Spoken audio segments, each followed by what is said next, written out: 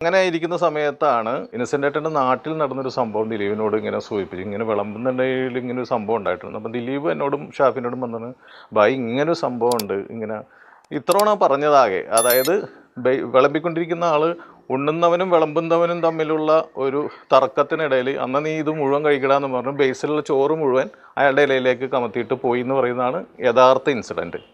അപ്പോൾ കേട്ടപ്പോൾ തന്നെ നമുക്ക് സ്ട്രൈക്ക് ചെയ്ത് അത് കൊള്ളാതെ സംഭവം ഹ്യൂമറായിട്ട് വർക്ക് ചെയ്യാൻ പറ്റില്ല എന്ന് അനുഭവപ്പെട്ടപ്പോൾ തന്നെ അവിടെ ഇരുന്ന് ആ ലൊക്കേഷനിൽ ആ സമയത്ത് ഇരുന്ന് ആ സീൻ ഞാൻ എഴുതുകയാണ് ചെയ്തത്. ആ ഒരു മാറ്റർ വെച്ചിട്ട് ഇന്നസെൻ്റ് പറഞ്ഞ ആ ഒരു ത്രെഡ് വെച്ചിട്ട് ആ സീൻ അവിടെ എഴുതി പൂർത്തിയാക്കി.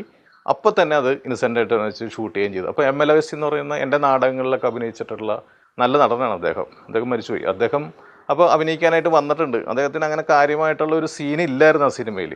അപ്പോൾ ഇത് എഴുതിയതിൻ്റെ ഒരു ഉദ്ദേശം അദ്ദേഹത്തിനെയും കൂടി ഉൾപ്പെടുത്തി ഇന്നസെൻ്റ് രണ്ടുപേരെയും അത് പാർട്ടിസിപ്പേറ്റ് ചെയ്യാൻ പറ്റുന്ന രീതിയിലുള്ള ഒരു നല്ല സീനായിട്ട് അത് മാറി. പക്ഷെ ഒരിക്കലും ഞങ്ങളത് ഇത്ര ഹൈലൈറ്റ് ആയിട്ട് അത് പിന്നീട് സംസാരിക്കുമെന്ന്. പക്ഷെ എടുത്തു കഴിഞ്ഞപ്പോൾ അവിടെ ഇരുന്ന് വെച്ചവരെല്ലാം പൊട്ടിച്ചിരിക്കുകയും വിളമ്പാൻ നിന്നവരും ഉണ്ണാനൊക്കെ ഇരിക്കുന്ന ഗ്രൂപ്പിലുള്ള ജൂനിയർ ആർട്ടിസ്റ്റുകളൊക്കെ അത് കണ്ടിട്ട് നന്നായി ചിരിച്ചു.